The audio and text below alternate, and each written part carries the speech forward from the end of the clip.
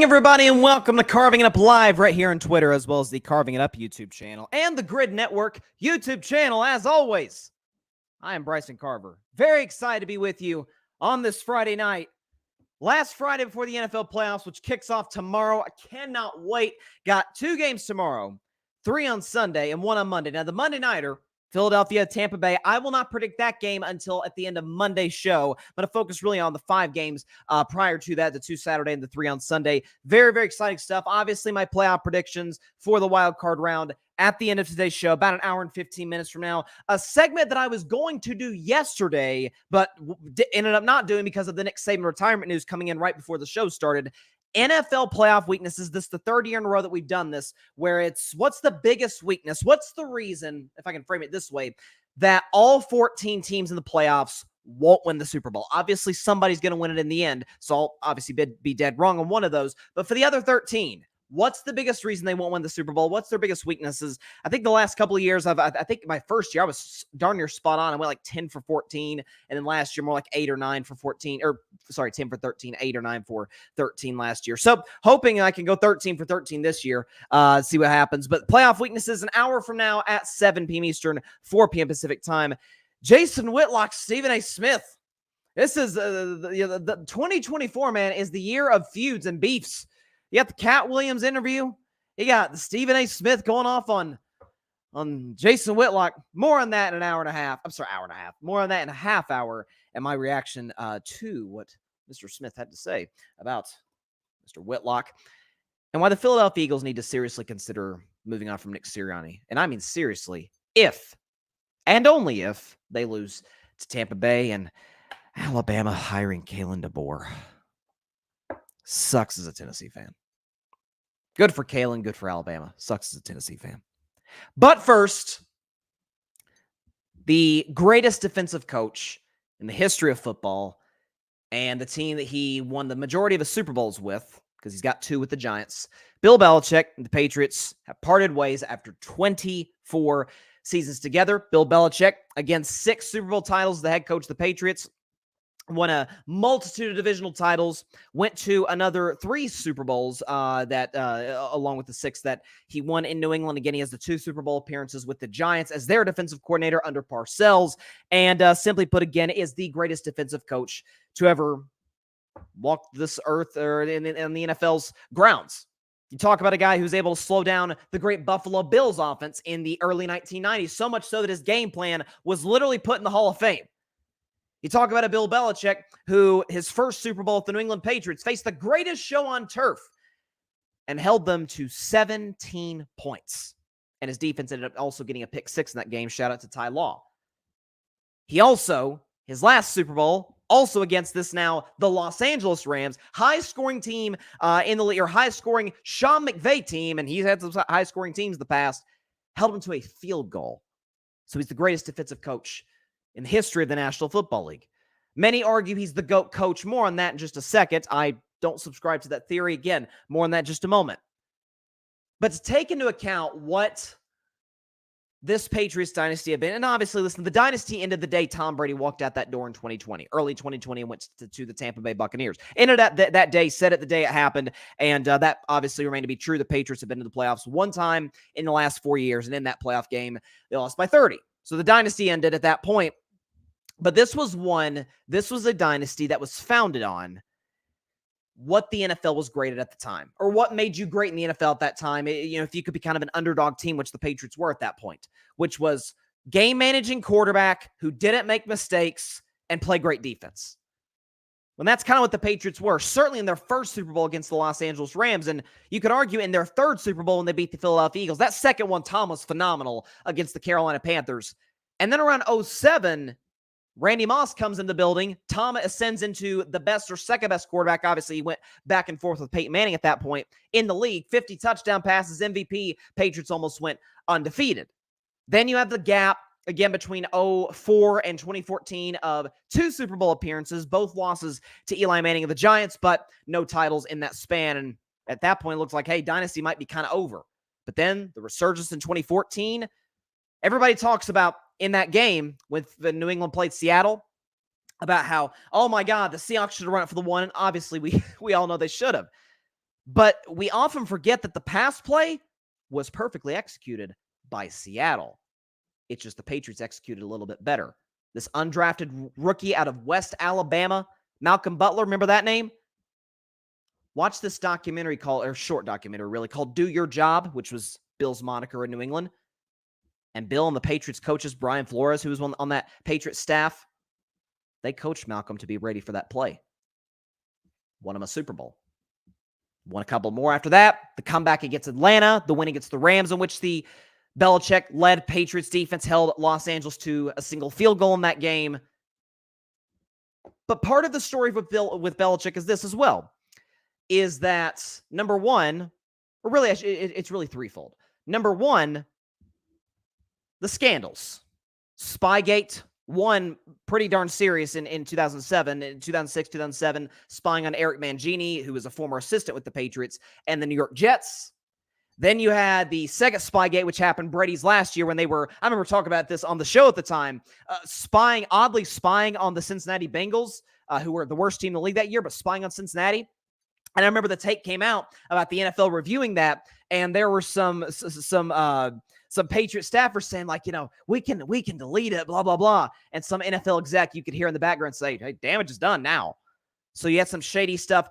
I'm not even going to include Deflategate. It's the biggest sham of a scandal that has ever been instituted, because of the simple fact that the Colts got the doors blown off them 45-7 in the 2014 AFC title game. Some disgruntled linebacker, went to the league, said the ball was more deflated than it should have been, just conveniently leaving out the fact that in cold weather, and this was proven, and this is just a scientific fact, footballs get deflated. I mean, we've seen high school students do tests on this, high schoolers. You're telling me the NFL could have done something about this, but there was something against Brady and Belichick, and we can go into that another show, another day.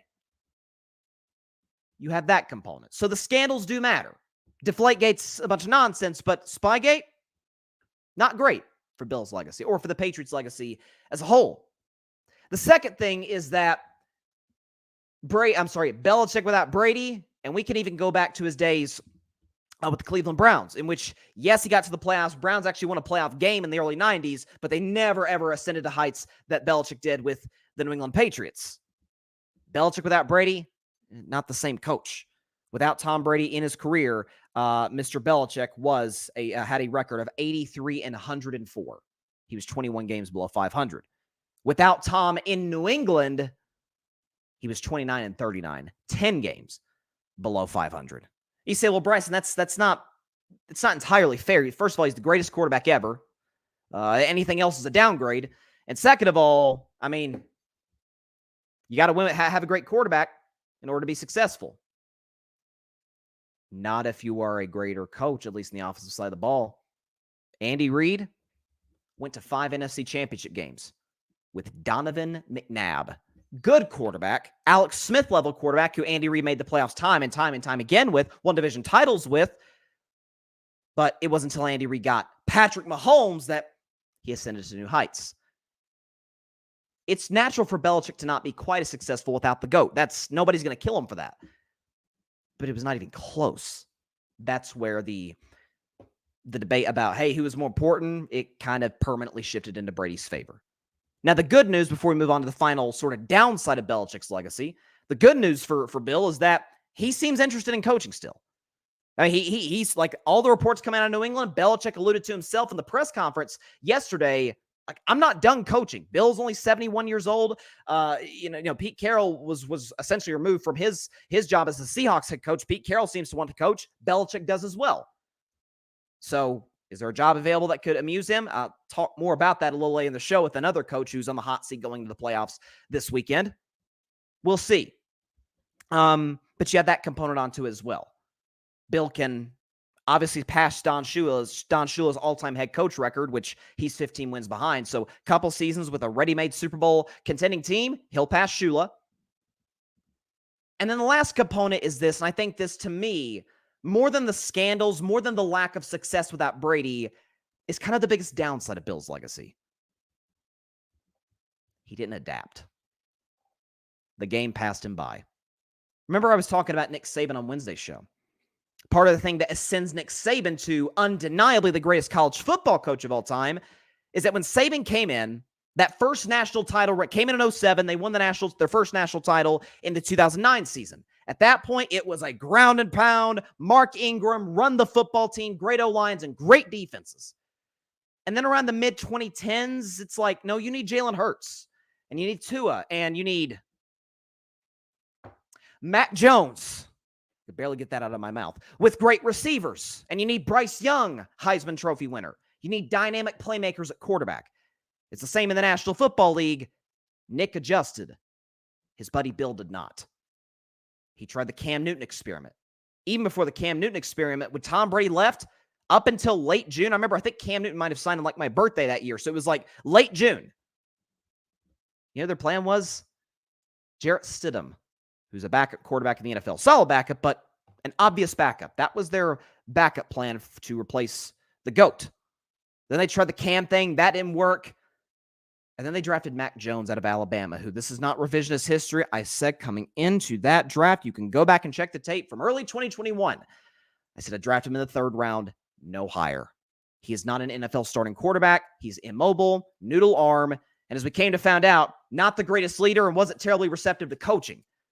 But Belichick stuck with Mac, had a good rookie year, but finished pretty bad. Year two, it was even worse, and Belichick, in defense of Mac, employed Matt Patricia, a defensive guy, to call the offensive plays. And then this year was the low point. The Patriots only won 4 games. Mac Jones was benched, and they had to roll with Bailey Zappi to the end of the year. New England seemingly didn't make an attempt to replace Tom, to get a dynamic player at the quarterback position.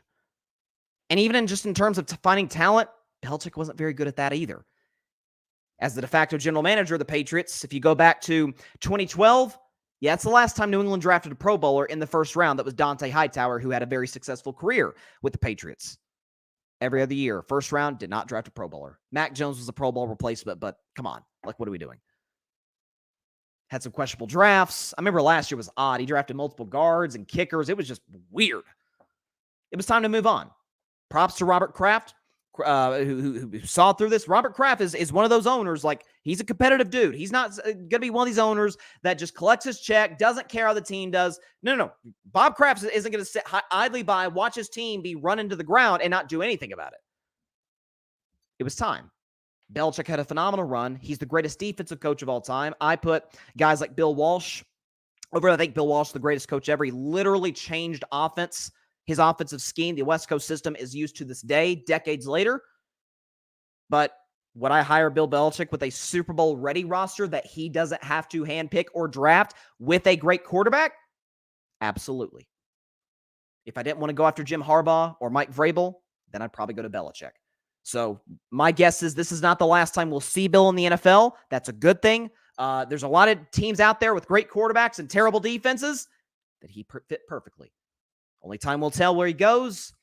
All I'll say is this, as a little teaser a half hour from now, there's a team that's in the playoffs right now that I think Bill would be a marvelous fit for. But shout out to Bill Belichick. Phenomenal career in New England. Deserves all the love and adoration he's gotten and will get. But we do also have to, this isn't carving up the context, but we do also have to provide some context into the downsides of the Belichick run, which there are not many, but there are some, and they are significant. Nonetheless, hats off to Bill Belichick. Heck of a run. Let's see. My man Patrick Brown's in the comments. Playoff chaos is here. Let's go. Indeed, Patrick Brown. Again, end of the show, I'll do my playoff predictions. I'm not predicting Buccaneers-Eagles, or really Eagles-Buccaneers, because that game's on Monday Night Football. It's the third year in a row that ESPN and the NFL have done a Monday night playoff game. So save that for the end of the show, or save that for Monday's show. Focus on the 5 this weekend. We've got some good ones. This is one of the best wild card weekends that I can remember. I mean, there's a potential you could have 1, maybe 2 blowouts. Other than that, man, that Lions-Rams game, that of the 5 games I'm predicting on today's show, that's the one I spent the most time on being like, I don't know what to do here. Like, it's go either way. There's a reason the Lions are favored by a field goal at home. Like, it is a go either way, neutral site. Who the heck knows who would win a game between those two on a neutral site field? Listen, I think the Rams have the better quarterback and coach, but I think Detroit has the better skill position guys. They're at home. They're a great team at home. They got momentum. So do the Rams, though. That's the game I'm looking forward to the most.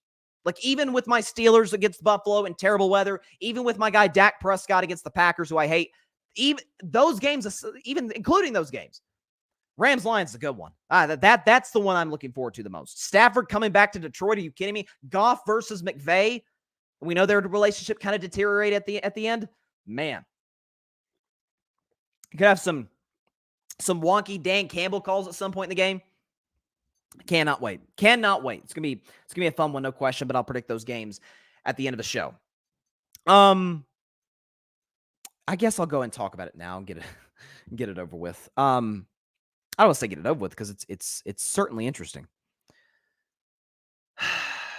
2024 has seemingly been the year of, I guess you could say, folks getting exposed to a certain degree. The Cat Williams interview with Shannon Sharp, second most watched podcast interview ever, at least last time I checked the numbers. You've got everybody's all, this Epstein list, and oh my God, who's on the island, blah, blah, blah. And then you have, I guess the one that shocked me the least, generally speaking, is Stephen A. Smith, the face of the worldwide leader in sports, ESPN, going hard after one Jason Whitlock, who is at ESPN, then at FS1, then at Outkick, and now he's with something I believe called The Blaze. So I'm not going to play. Listen, we, to a certain extent on Carving It Up, pride ourselves on this being a family-friendly show to a certain extent. I mean, there might be if I play a clip, there might be a cuss word here or there, but it's nothing like crazy. But by and large, it's a family-friendly show, which is why not playing a single one of the clips from what Stephen A. said. I will read one of the quotes that, in general, in the around 45 minutes he talked about Jason Whitlock the other day on his podcast, I will read a quote that kind of just sums it up. Stephen A., from his show, the Stephen A. Smith show, said, quote, "I mean it from my soul when I say this is the worst human being I've ever known. I don't know of another human being worse than Jason Whitlock. He's a piece of blank. He's the dude that's going to have a funeral and ain't going to be no pallbearers." That's about the worst thing you can say about a human being, is that no pallbearers at their funeral. Where do I start? So I obviously do not know Jason Whitlock. I have a good enough understanding of his standing among folks in the media, and I have a good enough understanding to know that a lot of the things that Stephen A. Smith are confirmed factually, in the sense that Stephen A. talked about how when ESPN tabbed Whitlock when he was at ESPN to run a black-run journalist conglomerate, so to speak, with ESPN called The Undefeated, that nobody wanted to work for him. Nobody wanted to work for Jason Whitlock. Matter of fact, one individual, if I could pull this quote up because it is noteworthy. Where is it? It is from, Gregory Hampton Lee Jr., who's a senior editor for Front Office Sports, wrote, "He," meaning Jason Whitlock, "interviewed me for The Undefeated, and it was the worst experience," end quote. So Stephen A. has backing on this from folks who interviewed with Whitlock and didn't want to be a part of The Undefeated. So essentially, ESPN moved on from Whitlock.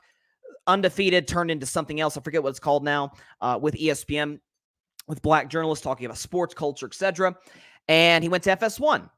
And he was on, I remember he was on that show. He was one of him and Colin Cowherd did that Speak for Yourself show, which is now Speak with Emmanuel Acho, Joy Taylor, etc. And it was those two that have different contributors coming on. And it's a nice way of putting it. Jason developed a reputation as quite a controversial figure in many respects not related to professional sports. So 2020, his contract expired. FS1 did not renew it. And so he went to Outkick Sports. Now, those of you who don't know, Outkick was founded by Clay Travis. And Clay Travis is probably, at least in my estimation, the second most notable conservative talk show host in America. I'd say Sean Hannity's probably at the top because Hannity's been doing a show for a long time. He replaced, Clay did, Rush Limbaugh, the late Rush Limbaugh, who had a show for a very long time, conservative talk radio. Regardless of how you feel about Clay Travis's political beliefs,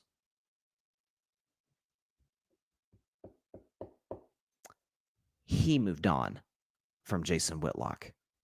despite them being in very similar political ideologies. And even Clay Travis is like, no, let's just go ahead and let's move on from this. And now he's at the Blaze. He's got his own show, Fearless. Not really sure what that's supposed to mean, but by and large, that's what you're getting at. What Jason Whitlock has done is create a lane that is... There are other individuals who've went similar routes that he has. Some, you know who I'm referring to. I will not be getting into today. But Jason Whitlock has taken advantage of an audience in this country that is not conservative. Not saying they're not conservative. I'm saying the by and large conservatives, your average everyday conservatives, do not subscribe to what Jason Whitlock says on an everyday basis.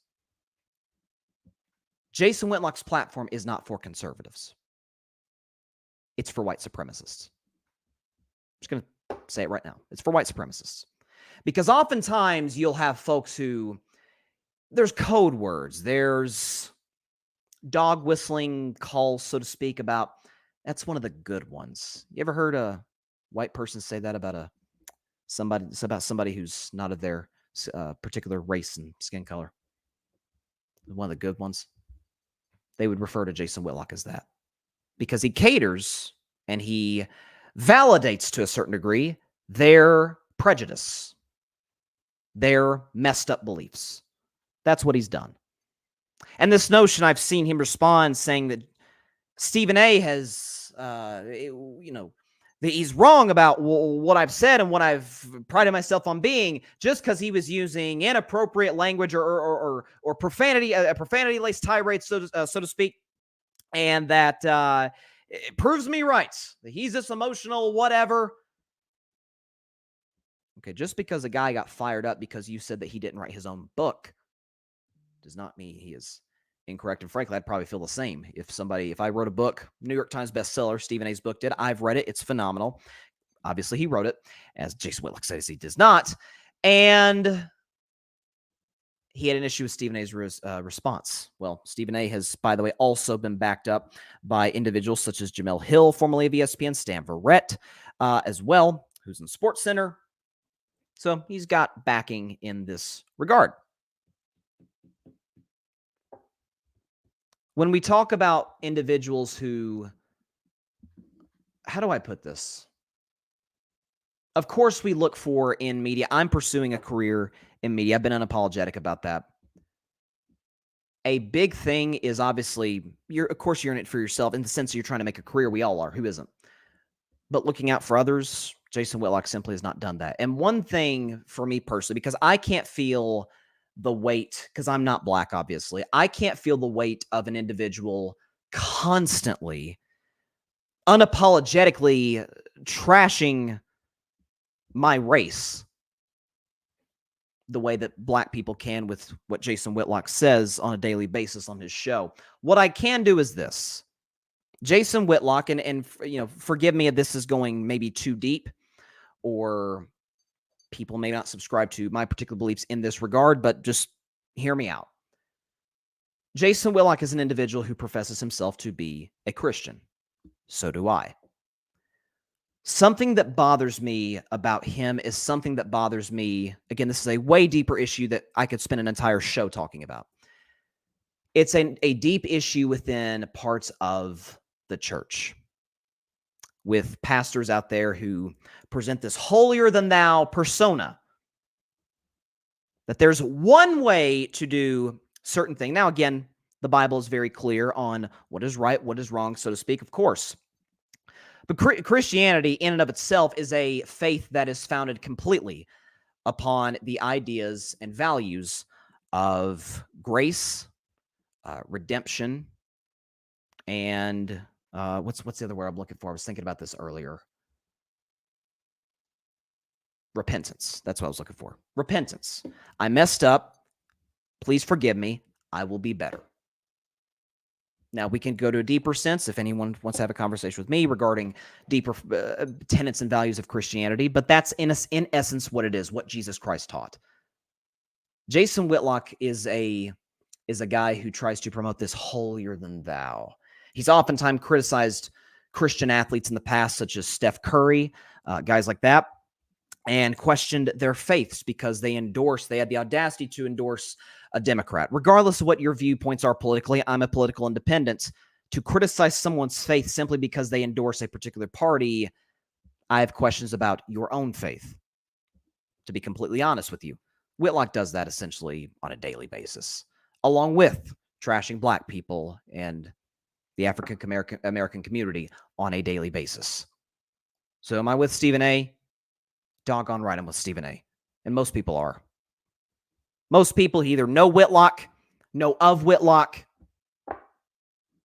The response from him, from the very few individuals who back him, tells us all we need to know.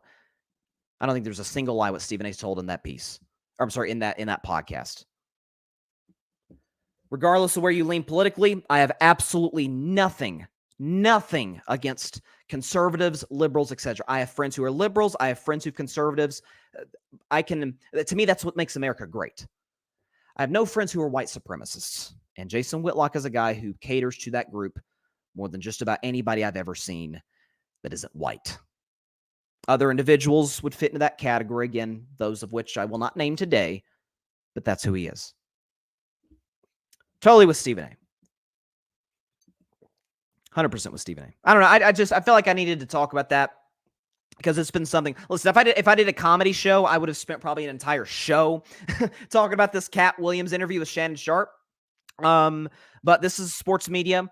This is somebody who's two individuals who are in sports media, one in the sports political landscape-ish venue of the media.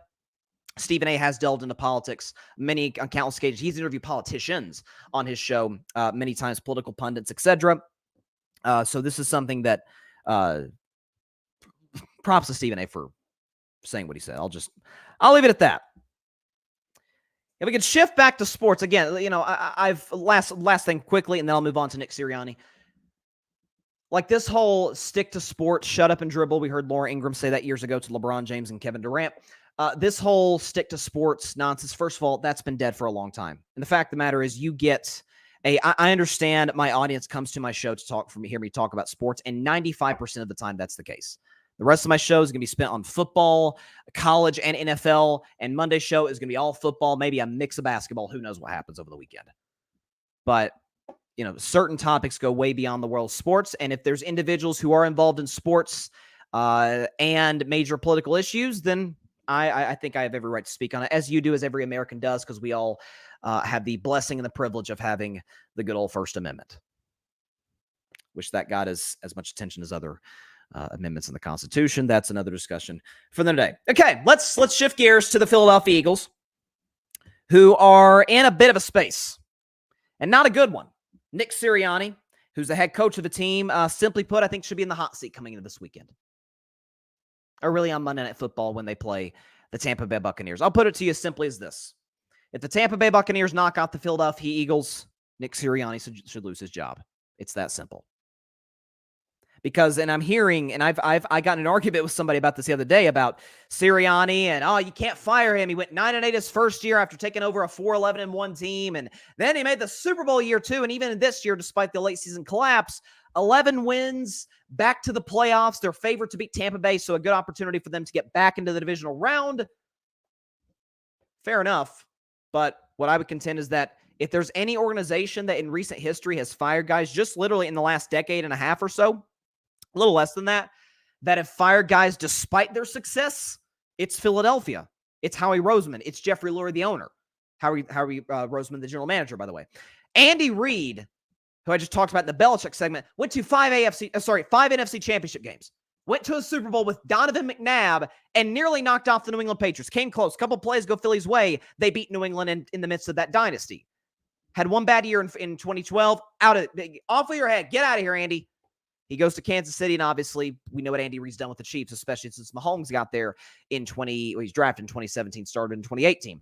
They fired Chip Kelly, despite the fact that Chip Kelly, year one, 10-6 playoffs, year two, 10-6, missed the playoffs, year three, losing record, out of there. Didn't even let him finish his third year. They bring in Doug Peterson, who is in the Andy Reid coaching tree. Doug Peterson, first year, kind of a down season, have a rough late season stretch. Year two, loses his starting quarterback, takes Nick Foles, turns him into Brady almost, and then beats Brady in the Super Bowl with Foles playing out of his mind. That entire playoff run, especially that Vikings game as well in the NFC title game. Year 3 in 2018, they're defending their crown, but Wentz gets hurt again. They win another playoff game with Foles, almost win another playoff game against the 1-seed Saints. Year 4, no Foles. Wentz is below average, and with a roster that, I'm not even joking when I'm saying this, I'm dead serious. You could look this up. A roster that had practice squad guys playing regular snaps. Got to the playoffs, won the division. Bad year 2020, off with your head, Doug Peterson. So you're telling me that a guy, Nick Sirianni, who we've all kind of had questions about in regards to how important is he really to the Philadelphia Eagles? You're telling me he can't lose his job after a 10-1 start and his team absolutely vomits all over themselves in the last month and a half of the season? And most of these losses, I might add, aren't close. They got the doors blown off them against San Francisco. Well, San Francisco does that to a lot of teams. Did it to Dallas, did it to Jacksonville, and they do it to a lot of teams.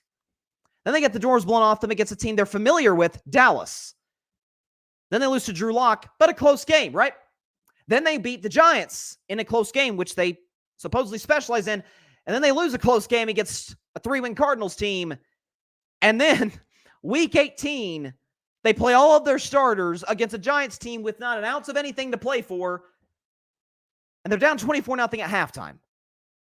And Jalen gets hurt. And A.J. Brown gets hurt. And all of a sudden, Nick Sirianni finds himself in a position where he could indeed lose his job. And if you look at the Eagles in their last 6 games since they started 10-1, they have the second worst record in the league at 1-5. They have the 4th worst points per game differential at 9.8, negative 9.8. They have the worst opponent touchdowns given up, 21 in a 6-game stretch, and are -8 in the turnover differential battle. That's last in the NFL in that stretch. They're not very good in the last month and a half. That falls on the coach. Why does it fall on the coach, you might ask? Why does it not fall on the players?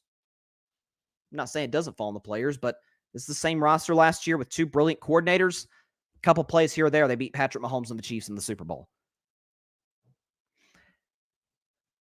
This is why I talk about the Chicago Bears.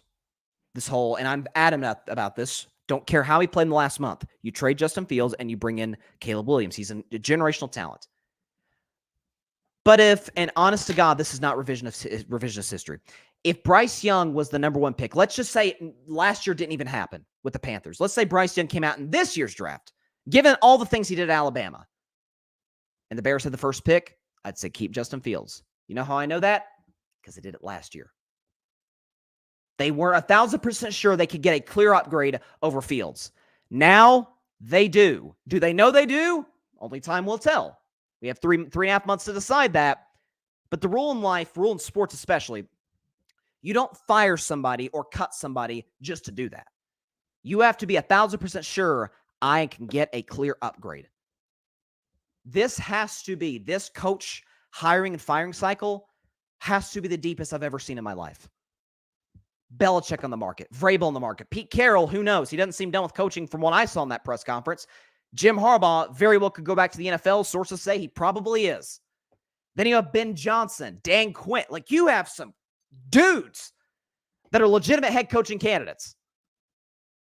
And you have an opportunity at one of them, and you're going to stick with Nick Sirianni. One of the marks of a great coach is when adversity hits, which it has clear adversity has hit twice with the Philadelphia Eagles in Nick Sirianni's tenure. When adversity hits, how do you respond? Year 1, they were 3-6. Adversity hit. They weren't very good. What did Nick Sirianni do? Take less of a role, which I commend him for, giving the play calling duties to Shane Steichen. And we saw what Shane did that year, the year after when they made the Super Bowl, and even this year with Gardner Minshew as his quarterback, almost got to the playoffs in the loaded AFC. Shane Steichen's a brilliant coach. Deferred to Shane Steichen. Props to him. But that meant less of a duty for Sirianni. In other words, the less Sirianni was involved, the better the team was. This year, adversity is hit, and you seemingly almost have players turning on the coach to a certain extent. Jalen Hurts, in his press conference the other day, speaking on the fact that he dislocated his finger that Giants game. He said, medically speaking, probably wasn't a good idea for me to go back into the game. That feels like a shot at the coach because that comes down to the medical staff, yes, but also to the coach to put the player back into the football game. A.J. Brown, we know he's dealt with issues with the media and with the team all year long. On his Instagram, deleted every single Philadelphia Eagles associated picture or post. Jason Kelce has on numerous occasions said, we're not playing very well. Devontae Smith has on multiple occasions said, we're not that good, or we're not playing that well. You have numerous players and coaches. Jalen Hurts has done so before. Numerous head coaches and players sounding the alarm bell. We're not playing that well right now. And in a game that they didn't play well, but won way back in week 11 rather, against the Kansas City Chiefs, Nick Sirianni, you know what he was doing? MF in the crowd. Yeah, you just mofo mother. Meanwhile, his players who seemingly are more mature than the coach, including a guy in Jalen Hurts who I think is about 20 years younger than Sirianni and is 15 times more mature, is like, yeah, we didn't play that well. You're telling me that a coaching market that has Belichick, Vrabel, potentially Carroll, and Harbaugh, not to mention Ben Johnson and Dan Quinn as pretty good consolation prizes, if I do say so myself, you're sitting up here and telling me, yeah, we're going to roll with Nick Sirianni. Put Belichick in Philadelphia. You think they're a better football team? You think that defense is just a little bit better? Folks, the Patriots lost their two best defensive players early on in the season. Matthew Judon, the pass rusher, Christian Gonzalez, who I think is going to be a superstar in the league, their standout rookie corner. They were still great defensively. In the upper half of virtually every statistical category with almost no talent because Belichick is a defensive wizard. You're telling me a defense that has Hassan Reddick, Jalen Carter, Fletcher Cox, Brandon Graham, Darius Leonard, Darius Slay. I'm sorry, Shaq Leonard. I apologize. He changed his name. Shaq Leonard, Darius Slay. You're telling me he can't make that defense good? Better than it is? Because the Eagles' defense is last in virtually every statistical category on the defensive side of the football. You're telling me Belichick can't fix that? You're telling me Dan Quinn could potentially fix that? Mike Vrabel, defensive coach, couldn't fix that? Offense is set. Quarterback set. Belichick's issue was finding the talent and putting a good staff together, which that remains to be seen, but surely could be better than this Eagles staff. Jalen Hurts goes from MVP second place to Dak Prescott's stat line last year, and we were all, not me, we were all crushing Dak. Oh, he's terrible. He's overrated. Jalen's put that exact same stat line, 23 touchdowns, 15 picks, up this season after being second voting for MVP last year. My friends, that is coaching. The more of the role Sirianni has taken, the worse it's gotten. When adversity has hit, it's been better. See 2021 when he stepped out of the way. Look at the 14 playoff teams. In about 15 minutes, I'm going to do my NFL playoff weaknesses for the 14 teams. Which one? I'm looking down at the teams right now. Which team, whether you like their coach or not, which team is the responsibility of the coach to be coach? Don't screw it up.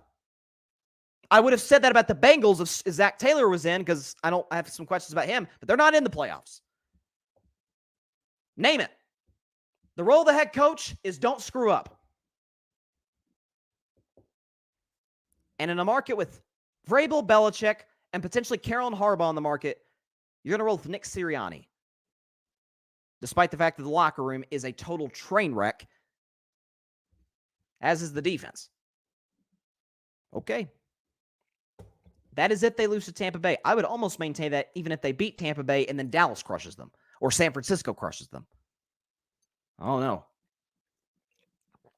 I mean, when you're more well-known for your nonsense on the sideline and your horrendous press conferences than you are your actual coaching, that's a bit of a concern. That's a bit of a concern. I'll leave it at that. All right. So to college football for a second.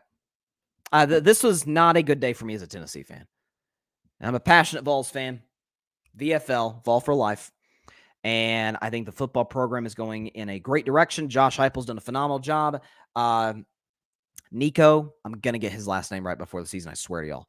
Nico, our quarterback, has all the potential in the world. Number 1 high school ranked guy. Love where my Vols are at. And I'm not out here setting up an edition of the Vol View. So hang in here with me. But one of Tennessee's, historically speaking, one of their biggest rivals, the Alabama Crimson Tide, we got some good news. Us members of Vol Nation did that Nick Saban was retiring. Pay respect and pay tribute to him, of course. Not to the level Bama fans were. Bama fans were acting like the man died. And they had like this vigil. They had, it was like they had candles at Saban's statue, like he just like passed away or something. It's like he just retired. I mean, I like pay respect to him. He's not. Thank God he's not dead. Like, what are we doing? But that aside, I'm sitting here thinking, oh, this Alabama run might be over. We may not have to deal with this anymore. Today, the Alabama Crimson Tide hired Kalen DeBoer as their new head coach. And I'm not happy about it. If I were a Bama fan, I'd be over the moon about it. Because simply put, Kalen DeBoer is a guy who has a career record, and I'm not joking, of 104 wins, 12 losses. He's pretty good. Top 5 coach in all of college football, and I don't even think it's debatable. Everywhere he goes, he wins instantly. He's the Jim Harbaugh and Urban Meyer 3.0, really. So now you give Kalen DeBoer an Alabama team, an Alabama program that's among one of the most respected in college football, in arguably the toughest conference in college football. You just made a handoff from the greatest coach ever. Yes, anything beyond that is a downgrade. Other than that is a downgrade. But you go from greatest coach ever to top 5 coach currently. Kalen DeBoer is also a guy who in the last 9 years has 7, count that 1, 2, 3, 4, 5, 6, 7, 11-win seasons. 7 out of 9 coaching years, he's won 11 games. He's a fantastic head coach. And by the way, prayers for Washington fans, man. This has been a tough week for him. You lose the national championship game, you lose your quarterback to the draft, and the coach went to another school. It's not a good day for Washington fans, man. It's rough. Second year at Alabama, went to the national title game. Here's a fun stat as well. This is from Saturday Down South, which is a great college football Southern source. The guy that I thought was going to end up getting the job, Dan Lanning, who went on the Pat McAfee show this week and was like, no, I'm not taking the job. I'm going to be with Oregon, blah, blah, blah. And another guy others thought might take the job, Steve Sarkisian, head coach at Texas, because he was assistant under Saban. He has history with Alabama. But he's like, nope, I'm going to stay with Texas. It's a great brand here. We got a good thing going here down here in Austin. I'm going to stay in Texas. Those two guys who many viewed as kind of the front runners to get the Alabama job, Kalen DeBoer's 5-0 against them. So they actually got the best option on the market. And I think Sark's an excellent coach, and I think Dan Lanning is an up-and-coming, really, really good coach. But this dude's a phenomenal coach. So now you put him in a division. Yes, Brian Kelly's there in LSU. I still think Brian Kelly is a very good coach. Kind of a down year given the expectations at LSU. Lane Kiffin, who's dominating the transfer portal and has dominated the transfer portal with Ole Miss, he's still there. You're going to need an all-star level head coach to compete with those guys. And you get a dude who has 7 11-win seasons in the last 9 years. You have a guy who develops teams, cultures, personnel, recruits as well as anybody. It's as good in the transfer portal as anybody. Never forget, Michael Penix Jr., who I love, did not start at Washington. He started at Indiana. He had injuries. There were concerns. How good is this guy really? Transfers to Washington, and I'm out here arguing he's the second best quarterback in the draft. Kalen DeBoer had a lot to do with that. He's a culture builder. He's a great recruiter. He wins regardless of the talent that's with him. I mean, let's be honest. This is not shot Washington because they were a more than deserving college football playoff team. Do we think that they are the second most talented team in the country? Michigan is. Michigan's the most talented team in the country. They deserve to win the national title. Best coach team in the country under Harbaugh. You're telling me that Washington was the second best team? Georgia's better or more? Georgia's more talented. Texas is more talented. Bama, it's close. Not at quarterback, but in general, it's relatively close. Certainly the defensive side of the ball. There's plenty of teams I could throw out there. Oregon, who they beat twice. Oh, man. This is a rough day for me. I was in denial. I knew DeBoer was a possibility, because he had the fact that the athletic director at Washington did not hire him, so there's no real connection there. There's an athletic director. I forget the guy's name. I'm blanking on it. Byrne, I think is his last name, who's very well respected at Alabama, who brings this guy in. The Tide will roll on. We'll put it that way. The Tide's going to roll on. Now, are they going to continue this dynasty? No, I think it's Georgia's now. But they're not going anywhere. I'll put it that way. Recruiting to Alabama is going to be just as good, if not better. The transfer portal is going to be better because, and I love Saban, it's the greatest coach ever. He didn't really embrace the transfer portal that much. He embraced NIL, didn't really embrace the transfer portal. DeBoer does. Tell you what, Bama, this is with Saban retiring unexpectedly after the season is over, after early signing day, all that. This is literally the best case scenario you could have possibly hoped for if you're an Alabama Crimson Tide fan. This is about as good as it gets. So, I've always been a Kalen DeBoer guy, but as a Vols fan now, I'm going to be forced to root against him. It's kind of it's like Lamar Jackson. I freaking love Lamar, but I was like, I'm going to choose the Steelers. They're going to be my team, and doggone, I got to root against Lamar now. Rooting against the Ravens easier. Rooting against Lamar is not quite so much so. Same can be said about Kalen DeBoer. So shout out to him. I'm sure he's going to get a very lucrative deal at Alabama. He'll deserve every penny. And the Tide, they're not going anywhere. I really thought we were about to overtake these guys, and we may still. I love Coach Heupel, and we've done a great job recruiting the portal, etc. Dang it! I saw that news. I was like, gosh darn it, you got to be kidding me. But a great hiring by Alabama, though. Great hiring. Best hiring. Like when I was hearing Dabo Swinney, I'm like, are you kidding me? Like you can't. If you hire Dabo Swinney, just run your football program into the ground. Because he's doing that right now with Clemson. Because he's unlike Saban. I mean, he won't. Saban at least kind of, he was fine with the transfer portal, didn't love it, but was okay with it. Dabo hates the transfer portal, hates NIL, which to me is even worse. And Clemson's nowhere near the level, it doesn't have anywhere near the level of talent they had when you could not pay kids. We'll put it that way. He's kind of stuck in the past. So hiring Dabo would, listen, as a Vols fan, I would have been overjoyed if they hired Dabo Swinney. They did not. Instead, they brought in a top 5 coach in the sport. And I'm not happy about it. But great hire nonetheless for Bama. Okay, so I do this every year, or the last 3 years, before the NFL playoffs, is that every team, there is no such thing as a perfect team in the National Football League. Even Baltimore and San Francisco have warts and flaws somewhere. And my job the week before the playoffs is to, I don't want to say necessarily warn the fan bases, but at least give them a heads up. Like, hey, if you guys get knocked out of the playoffs, this is probably the reason why. I think year one, I did this before the 2021 season playoffs because it's early 2022. I went like 10 for 13, at least in my estimation, on the reasons that the teams got eliminated. Because 13 teams are going to not win the Super Bowl. One is, obviously. Last year, I think I went 8 for 13. So, trying to kind of improve upon that. So, playoff strengths and weaknesses. We do it every year the week before the playoffs. I was going to do this on Wednesday, but then the Saban news broke, so had to kind of postpone it a little bit. But AFC playoff weaknesses, we can get back. No, background music is on right now.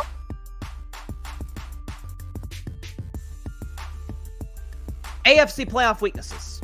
Starting with my Pittsburgh Steelers. What's the Steelers' biggest weakness? Let's get this over with. I'm a Steelers fan. Let's get them over with. They're the 7th seed. Their biggest weakness is their only way to win is for you to screw up.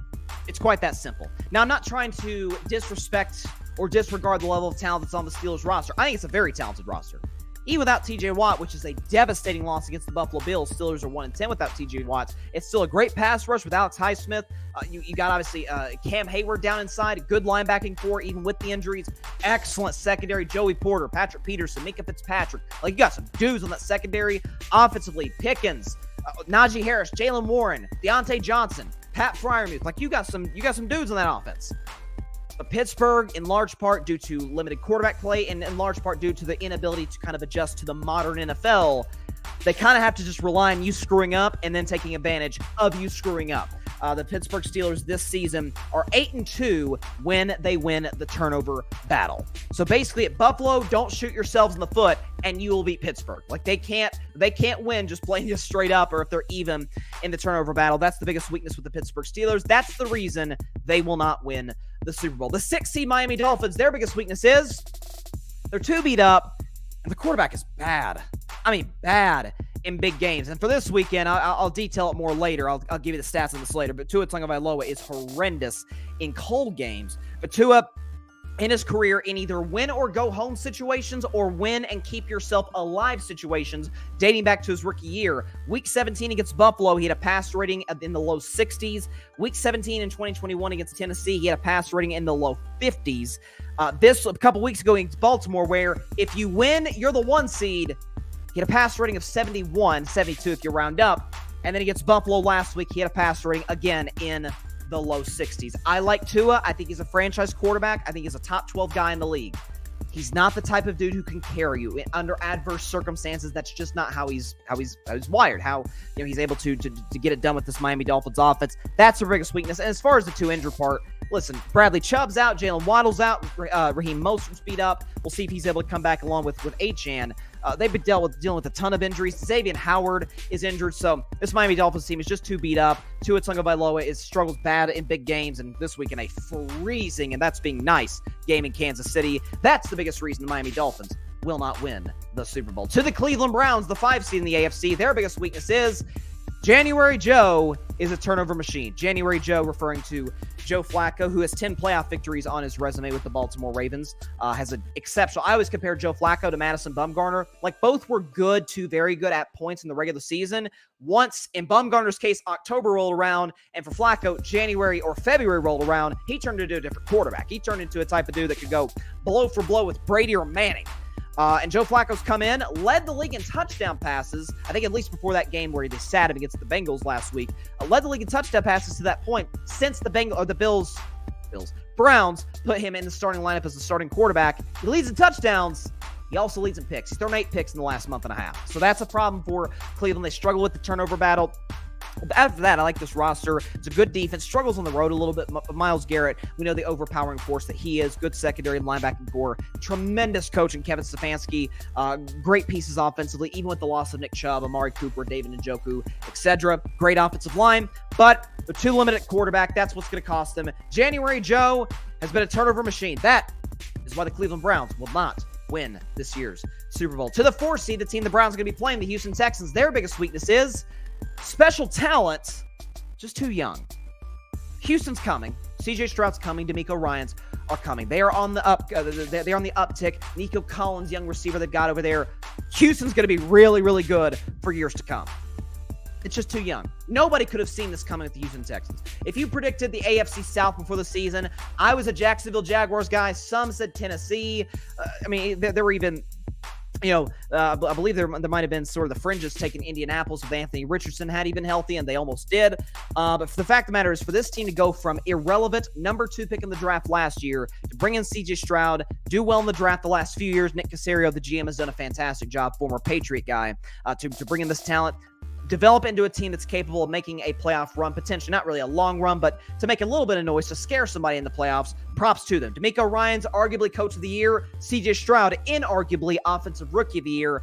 It's just too young of a team. No quarterback in the history of the NFL has led their team to the Super Bowl as a rookie. I anticipate that streak will continue. That is why the Texans will not win the Super Bowl. To the team that did win the Super Bowl last year, the defending champion Kansas City Chiefs. Their biggest weakness is they turn the ball over and they don't take the ball away. The Kansas City Chiefs, bottom 5 in the NFL in turnover differential. They don't take the football away on defense, and they turn the ball over way too much on offense. In the games that the Chiefs have won the turnover battle, basically think of the Chiefs as the Pittsburgh Steelers with an infinitely better quarterback and a better offensive scheme, obviously, is the fact that Kansas City has lost 1 game all year. 1 game in which they have won the turnover battle. That was way back in week 1 against the Detroit Lions. Every other game, they don't turn the ball over, or they don't turn the ball over as much as the opponent. They win.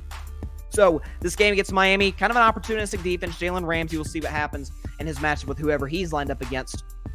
And even in the future, assuming Kansas City wins the game, not turning the football over because they just simply don't have the margin for error that they used to. No Tyreek Hill. Last year, the offense was far better than this year's offense. Travis Kelce's getting up there in age. Kansas City cannot afford to shoot itself in the foot. So listen, they turn the ball over too much. They take the ball away too much. That is why the Kansas City Chiefs will not win the Super Bowl this season. To the 2 seed Buffalo Bills, who my Steelers will be playing on Sunday, their biggest weakness is they routinely have stretches of awful offensive football. Awful. When you think about Buffalo, they could have games like all the way back in week 4 against Miami, in which they score 48 points. And then they could play Miami again later in the season and score 21 points. So less than half. They could play the Jets all the way back in week 1 and not break 20, play them again later in the season, score over 30 points. So this is a team that's very hot and cold, up and down, and kind of reflects their quarterback to a certain degree. I always said Josh Allen, I said on Monday's show after that game, I said that he is the ultimate, Josh Allen, are you insane? Or really, are you insane? Where he makes an amazing play with his arm or his legs. Are you insane? Look at this guy. And then he makes the boneheaded errors, and you're like, you insane? What are you doing? That's kind of how the Bills are on the offensive side of the ball, and we all know. Listen, the offense runs through the quarterback. Probably in no team more so than Buffalo in terms of Josh Allen's arm and his legs. That is why the Buffalo Bills will not win this year's Super Bowl. And to the 1 seed, they ain't got to play this week, so no weaknesses to worry about in the wild card round. The 1 seed Baltimore Ravens, their biggest weakness is fourth quarter concerns are a real thing. It is. It's a real thing for the Baltimore Ravens. Because, listen, this roster is phenomenal. It's the only one I think is comparable to San Francisco, especially on the defensive side of the ball. Fact of the matter is this. Ravens have blown 10 double-digit leads since the 2020 season. That leads the National Football League. This is something they've got to clean up, something that they've got to fix going into the postseason. Because, listen, when you're playing a Mahomes or a Josh Allen, or maybe if you end up playing a CJ Stroud, these are dudes that can play from behind. It's kind of the anti-49ers. These are dudes that can play from behind and make some noise, do some damage on you. So this is something that the Baltimore Ravens have got to correct. And listen, they have the personnel to do so. They have the best defense in football. They have the MVP of the league on offense. Again, it's a little nitpicky. Ravens fans might get mad at me, but if nothing else, I would respond and say it's actually kind of a compliment because there's not really any weaknesses other than that. This is obviously the betting favorite in Vegas to not only win the AFC, but to win the Super Bowl. Rightfully so. That is the biggest reason the Baltimore Ravens will not win the Super Bowl. So let's do AFC recap. Then we'll do NFC. But from 7-1, we go bottom to the top. Steelers to the Ravens. Biggest reason the Steelers will not win the Super Bowl, or really, I'll just rephrase it. Steelers' biggest weakness is their only way to win is for you to screw up. As for the Dolphins, 2 beat up, and quarterback is bad in big games. For the Browns, January Joe is a turnover machine. Talk about Joe Flacco. For the Texans, special talent, just too young. For the Chiefs, they turn the ball over and they don't take the ball away. For the Bills, they routinely have stretches of awful offensive football. And finally, for the Baltimore Ravens, fourth quarter concerns are a real thing. Something you got to look out for if you're a Ravens fan is if you're in kind of a game, and we know, especially if you play the Chiefs. I know the Chiefs have been down this year. Nobody likes the Chiefs this season. But listen, there's no quarterback, and I include the greatest ever, Tom Brady, in this. There's no quarterback in the history of the league that you would rather not face than Mahomes when down by double digits. I think he has a winning record when trailing by double digits, which is crazy. I mean, won last year's Super Bowl against actually both of his Super Bowl wins have come when trailing by double digits. The 49ers game back in 2020 and then the Eagles game last year. So they like coming back from behind. They love kind of catching off guard, so to speak. And that's what the Chiefs do. So if the Ravens find themselves in a matchup with Kansas City and that's the scenario, watch out. Looks like we're dealing with some connection issues. See if we can get this back on. I know that, listen, this has been a crazy, again, I'll obviously predict the games in just a second. This has been a crazy weekend across America and is going to be in terms of the weather. I mean, it is like here where I'm at, we had like 50, 60 mile an hour gusts. It was crazy. Crazy stuff here in Tennessee. Okay. Now, as far as the NFC, let's get the background music back on. NFC, biggest strengths and weaknesses. Put the graphic back. Okay. NFC strengths and weaknesses coming into the postseason. Let's start with the 7 seed, the Green Bay Packers. What's their biggest weakness? Defense is trash. I'm just going to be straight up with you. I'm not going to BS around. Defense is trash for the Green Bay Packers. If you look at their defensive statistics this year, they are nothing short of atrocious in every way, shape, and form, no matter how you look at it. If I can pull these up here because they are horrendous. Doggone it. Okay, we've got them. Okay. Green Bay Packers, 28th in the NFL in opponent touchdown to interception ratio, 25th in opponent passer rating, 25th in opponent third down percentage, 28th in opponent rush yards per game and 25th in opponent 20-plus yard plays. So they can't stop the run, can't stop the pass. They give up big plays. They give up a lot of points. They're not very good. And what's crazy is I kind of like some of the personnel. Jair Alexander, back from the suspension last week. He's had kind of a down season. But he's still a very capable number one corner. I like some of the guys they got in the secondary. Their pass rush, Rashawn Gary. I like some of the guys they got over there. But just in general, man, it is Joe Barry's probably going to lose his job, the defensive coordinator, at the end of the year. Joe Barry to the Packers is what Matt Canada was to my Steelers. Just an albatross around the neck of that side of the football. Listen, I like the Packers offense. I think Jordan Love's playing great. The receivers, this is a bad defense, and it will cost them sooner rather than later. That is why the Packers will not win the Super Bowl. 2, the Los Angeles Rams, a team who won the Super Bowl a couple years back. What's their biggest weakness? Special teams is a liability. They went through multiple kickers. They had a game against the New York Giants in which special teams almost cost them in a game that they outplay the Giants. They're up 7. They punt the football away. Gunnar Olszewski, former Pittsburgh Steelers, caused me a lot of headaches as a Steeler, but he returns the kick all the way to the house, like 90-plus yards, but the Giants don't convert in a 2-point conversion. Giants get the ball back, and a missed field goal preserves the win for the G-Men. So this is, this preserves the win for the Rams, rather. So special teams actually hurt the Giants in that game, but special teams for LA is a problem. They went through Brett Maher, who I believe is their kicker right now, who's kind of inconsistent up and down. Cowboys fans can tell you a lot about that in his rough postseason run a year ago. Punting has struggled. I've just been dealing with a lot of injuries in the special teams. They're not good that good situationally, special teams wise. They could sure use Bones Fossil, who's with the Rams for a long time now, is with the Dallas Cowboys. He's a great special teams guy, but that's been an issue with the Los Angeles Rams. I love Matt Stafford, and I love what they've been doing offensively. Defensively, they got some good young players to go along with one of the GOATs, Aaron Donald. That said, that is why the Rams will not win this year's Super Bowl. To the team that came so close a year ago of winning the Super Bowl, but alas, they fell short. The Philadelphia Eagles, their biggest weakness is the defense is atrocious, and the head coach is a poor leader. I already talked about the head coach earlier, Nick Sirianni. This is the second time in his career in Philadelphia that he has faced real legit adversity. Year 1 in 2021, they were 3-6, weren't very good. His response, rightfully so, by the way, was to give the play calling duties to Shane Steichen. Translation, the less I'm involved, the better we are. And we're seeing that right now with the Philadelphia Eagles. Shane Steichen gone, Jonathan Gannon gone. Bad coordinators that try and make a change at defensive coordinator midseason. The locker room seems to not really believe in their coach. It's a mess. In terms of Philadelphia's defense, again, we talk about atrocious, we talk about unwatchable. It is absolutely horrendous. They're bottom 10 in virtually every category in regards to points per game allowed. In terms of pass yards per game allowed, this is a Philadelphia defense that can get torched, that can get exposed on a week-to-week basis. I believe we have stats to go along with this. It does not look like they are available at this particular juncture in time. But again, Philadelphia struggling in all the major categories in terms of points per game. They're not very good. They did a solid job against the run, but even in recent weeks, Arizona ran for 200 on them. So that's a concern with Philadelphia. They got a beat-up quarterback, Jalen Hurts. Not much right is going for the Philadelphia Eagles. Most of it stems from the head coach. That is why the Philadelphia Eagles will not win the Super Bowl. 2, a team that won 3 years ago, albeit with the greatest who ever did it, Tom Brady. The Tampa Bay Buccaneers, their biggest weakness is they can't win shootouts. They just can't. Only 3 times this season has Tampa Bay scored 30 points this season. Baker Mayfield, hats off to him. He's absolutely been a resurgent season. He might be in the running potentially. We'll see what they do with DeMar Hamlin.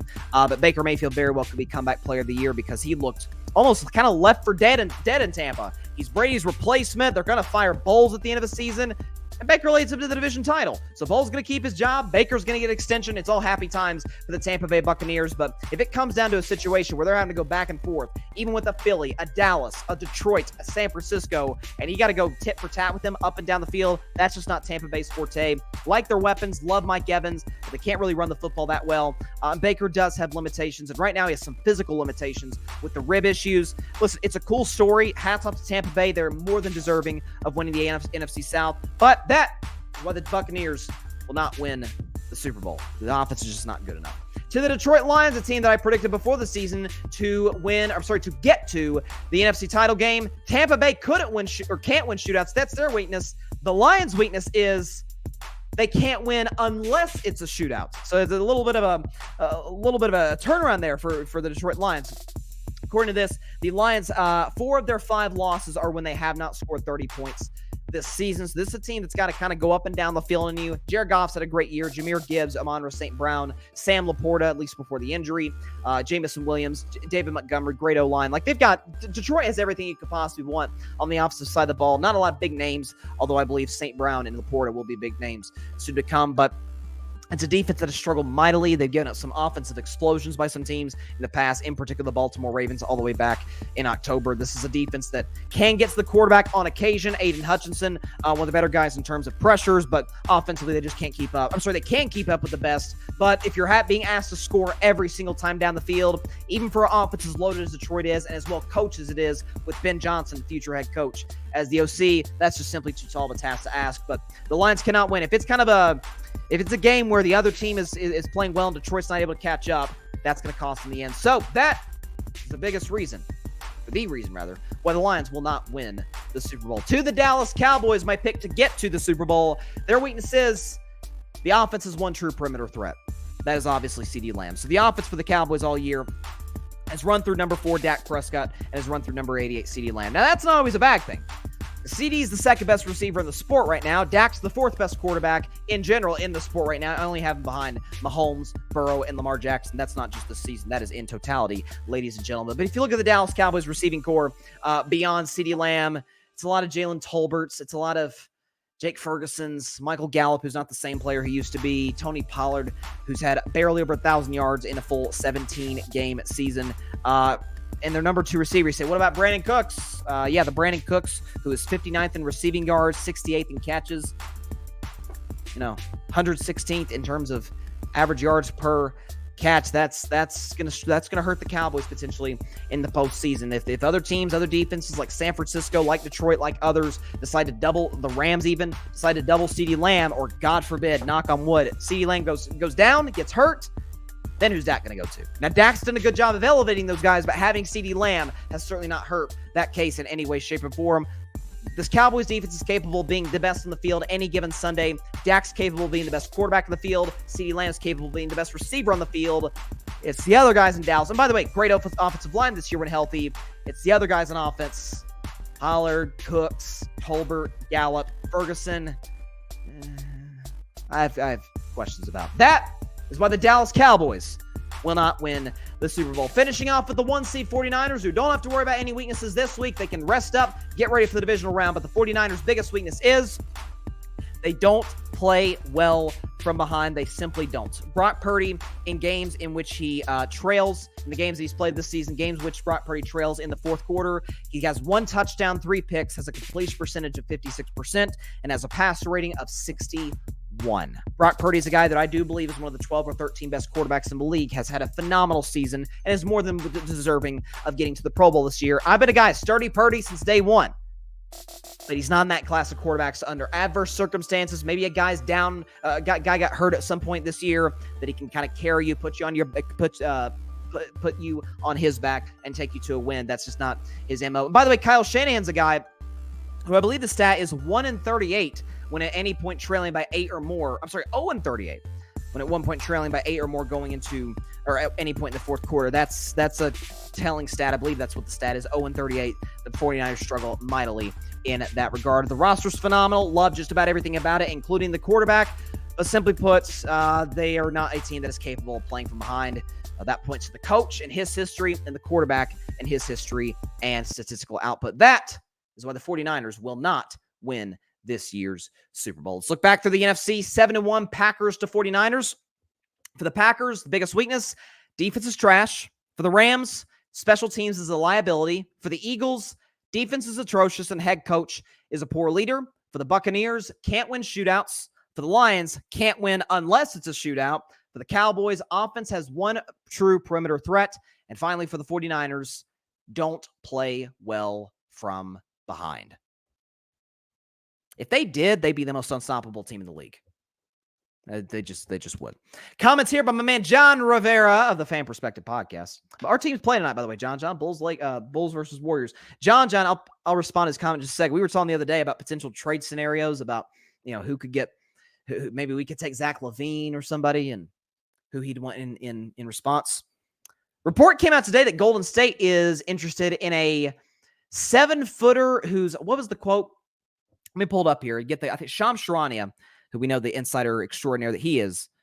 This says Golden State's according to Tim Kawakami, who covers the Warriors for The Athletic. The Warriors are looking to trade for a, quote, offensive-minded 7-footer and will likely trade Andrew Wiggins.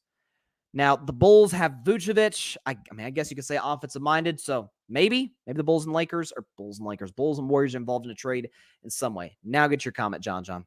He says, yeah, we're getting the same 50 to 60 mile per hour winds in John's in New York, so there you go. And rain and snow. I saw Buffalo. Obviously, I'm keeping up with the weather in Buffalo with my Steelers playing there. Man, it is coated. And so you can't even see the dang seats or the field or anything. It's unbelievable. And John says Dallas should put up 28 points or more. They should. Again, they're an explosive offense at home. Green Bay is a terrible defense. So you would anticipate that would be the case.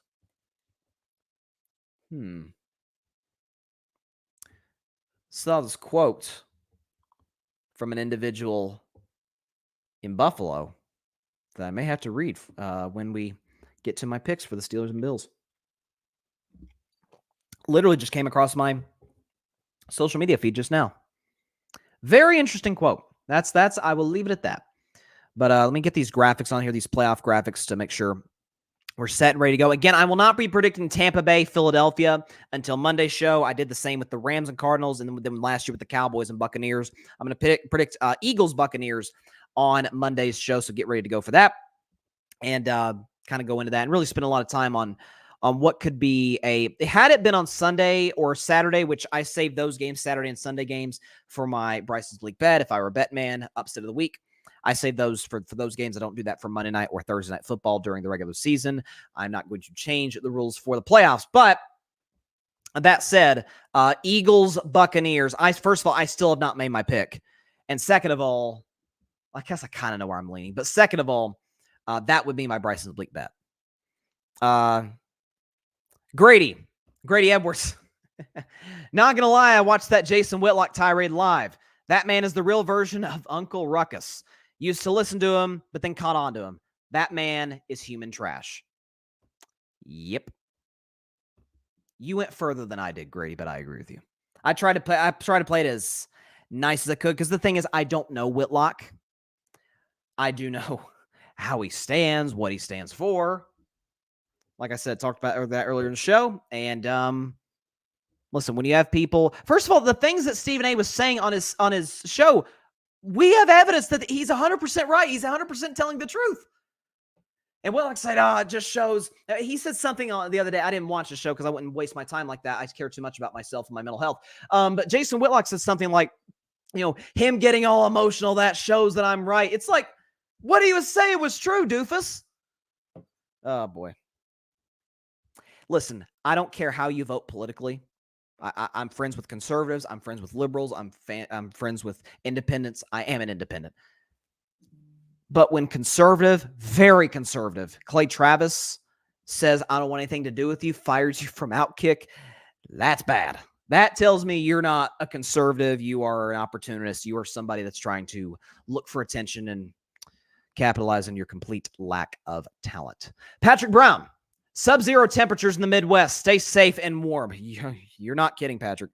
That Kansas City, I'll get to that game in a second. That Kansas City-Miami game, I saw something that the Dolphins, then I'll get into my picks. I saw something that the Dolphins practice indoors because, again, outdoors in Miami, it's sunshiny, 75 degrees. That's not exactly going to prepare them for a game that's going to be negative 30 wind chill. They practice indoors, and they turn the AC down to 50. It's like, oh, boy. Oh, they ain't ready for this. So basically, their preparation, or the best they could, I'm not even saying necessarily just ripping them, because that might have been the best that they had. Because I don't know if they could have traveled to a different state. I don't know.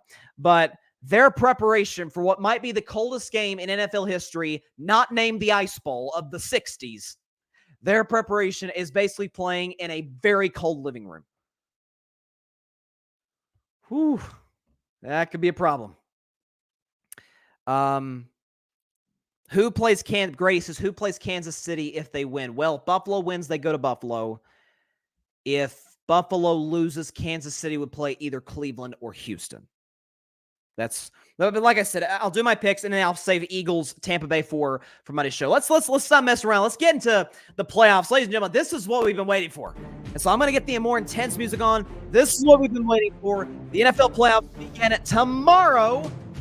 Get the background music going. Here we go. We will start with the Cleveland Browns v. Houston Texans to kick off the NFL playoffs. It feels like every time Houston makes the playoffs, they always get the first game on NBC because Houston's not a big brand. Houston's a big city, but the Texans aren't that big of a brand. It's the newest team in the NFL to this point.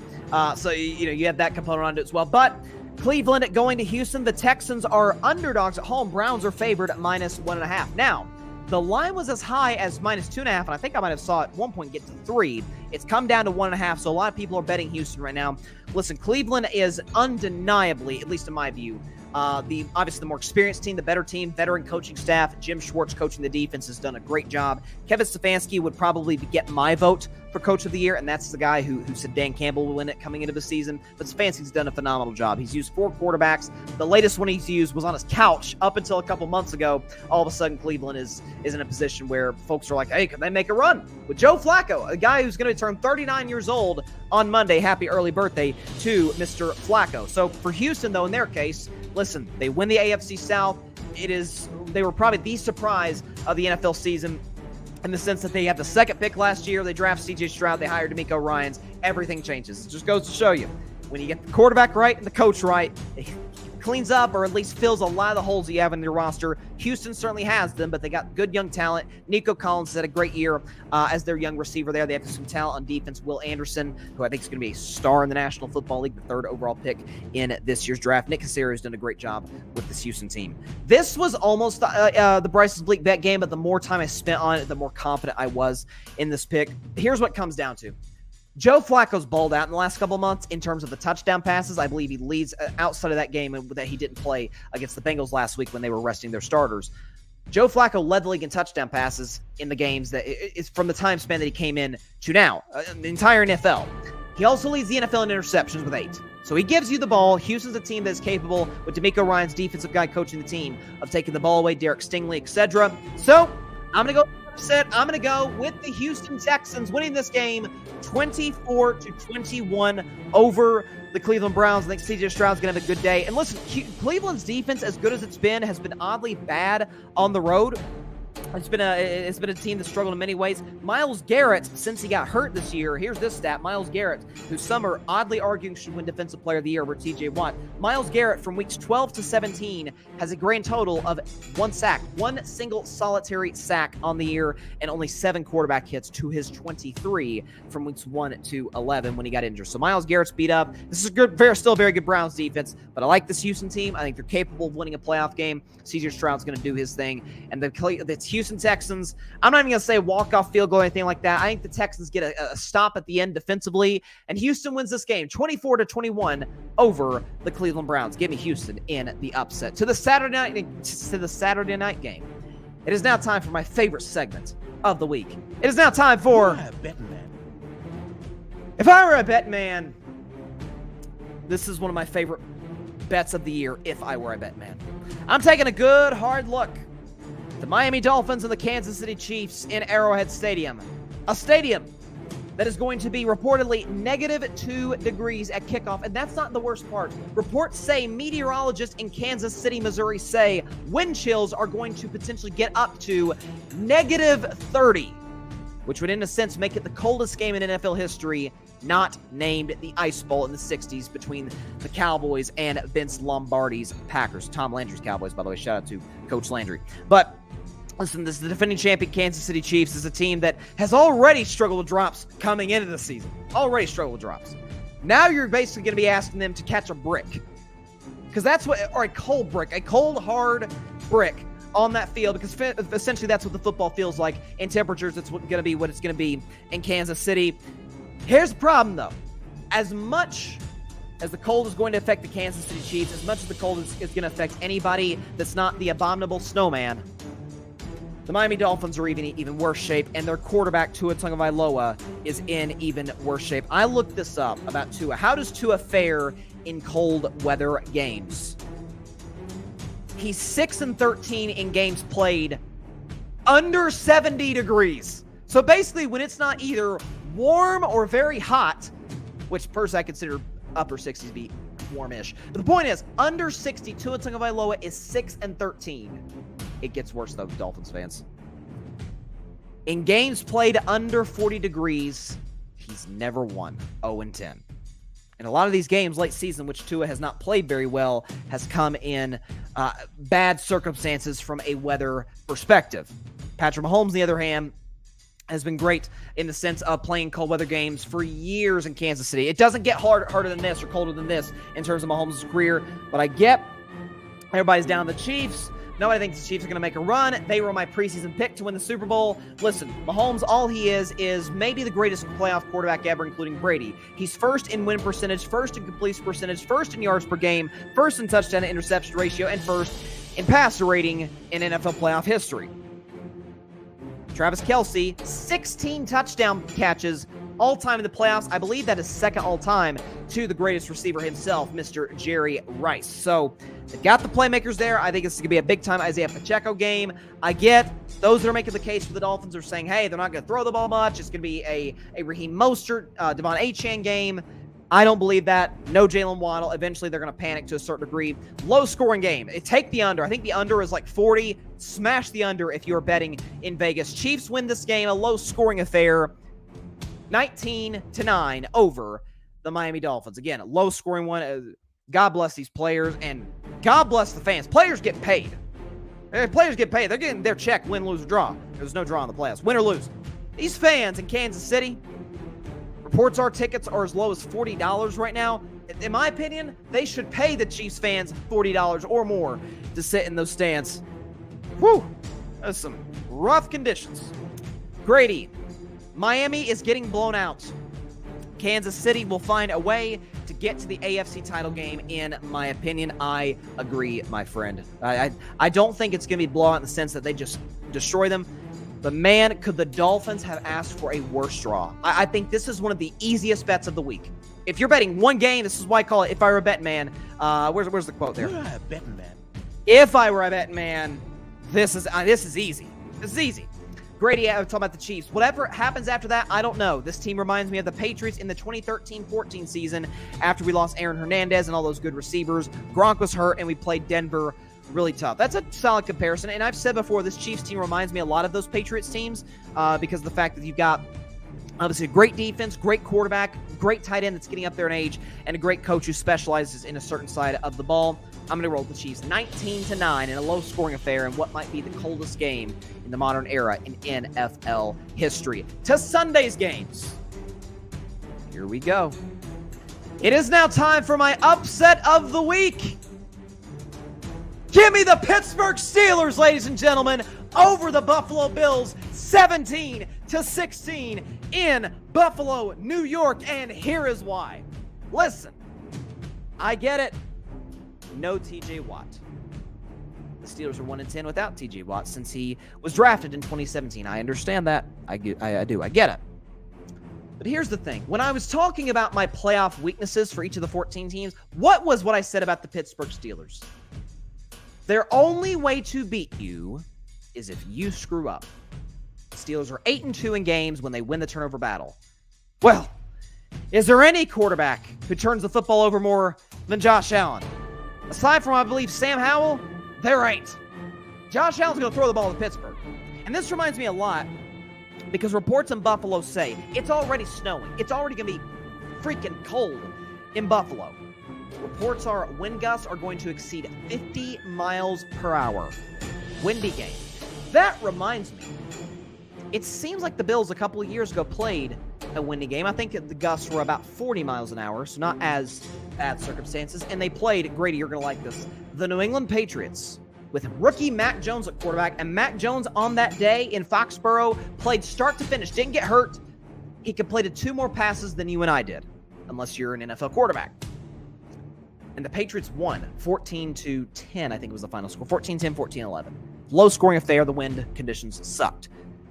The Bills kept throwing it and throwing it and throwing it. Some of that is that the fact they didn't have as good of a run game then as they do now. James Cook is a Pro Bowler. Offensive line's much better.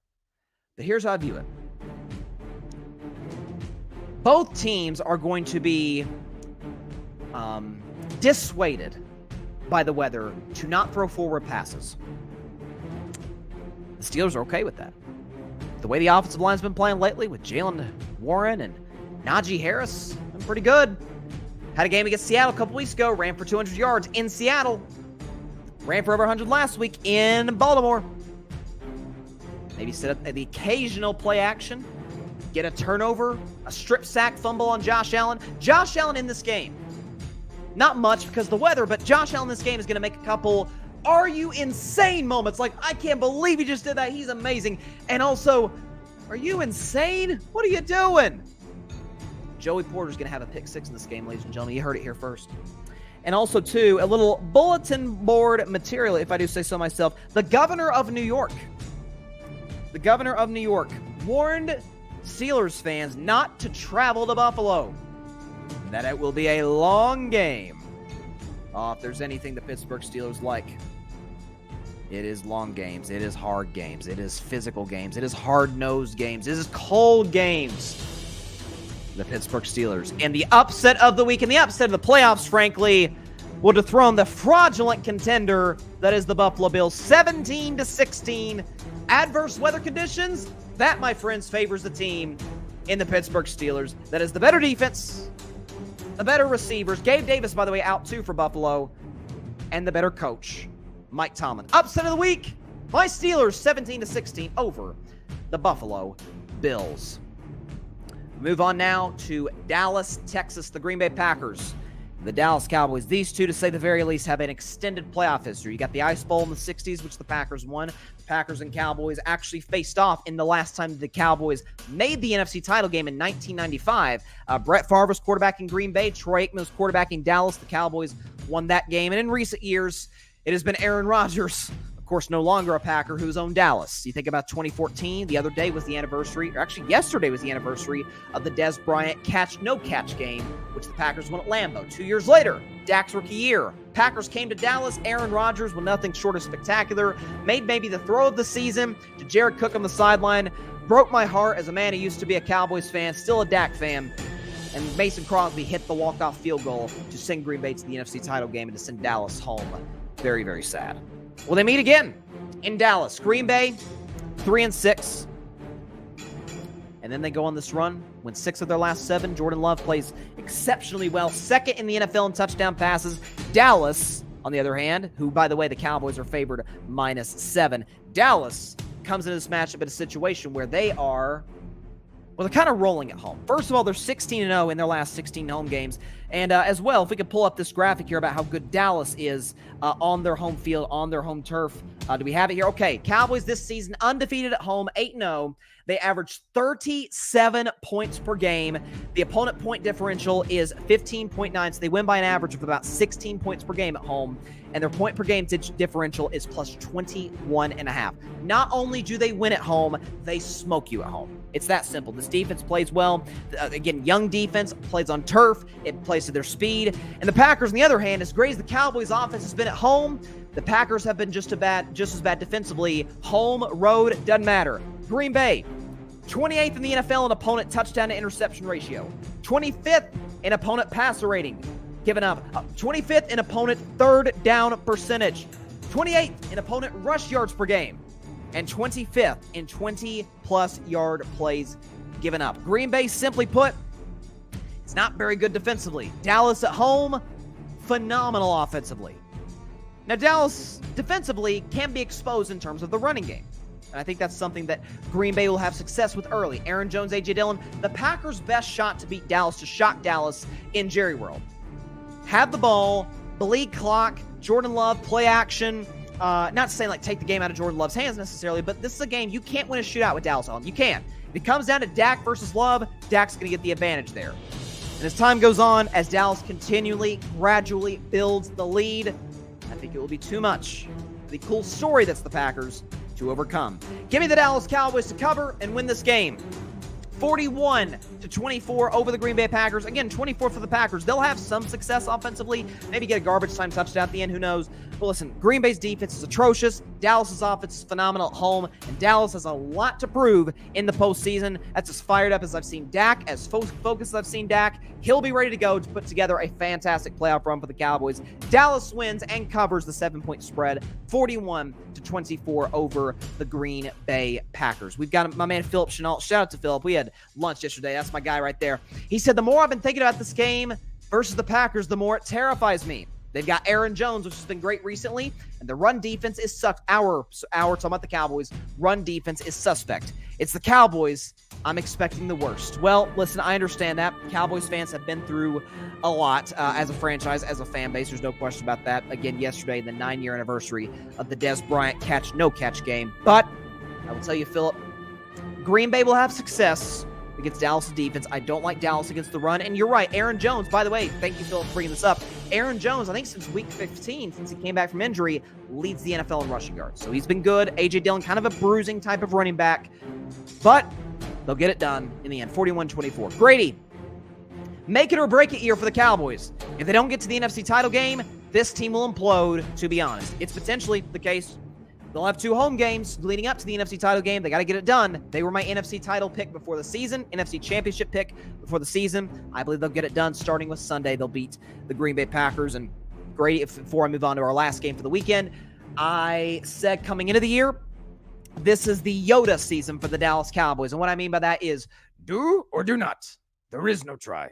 Horrible Yoda impression. I apologize to the audience. But the point in saying that is Dallas isn't going to be a team that wins a playoff game but then loses a shootout in the divisional round. I said, no, this is in August coming into the season. I said this. Check the tape. I said, Dallas is either going to miss the playoffs or go out in round 1 or they're going to get to the NFC Championship game of the Super Bowl. There's no in between. There is no try, as the great Jedi Master once said in The Empire Strikes Back. Dallas either going to go on a great run or they're going to lose on Sunday. I'll put it that way. I do not believe they're losing on Sunday. Green Bay just has too many holes. And by the way, Green Bay, youngest playoff team since the 1974 Buffalo Bills. The average age of the Packers is 25 years old. 25 years and 214 days old. Is a very young team with a very bright future. That future will not start against the Dallas Cowboys. Dallas wins 41-24. It is now time for Bryson's Bleak Bet. I hate to end with this, but Bryson's Bleak Bet. It's the one game every week that I have absolutely zero confidence in predicting. But hey, you got to predict them all, especially when it's playoff time, man. You got to get them all. It is the best game of Wild Card Weekend, bar none, not even close. Cannot freaking wait for this game. Sunday's going to be fun. My Steelers are playing and are going to win. My guy Dak's going to play and he's going to win.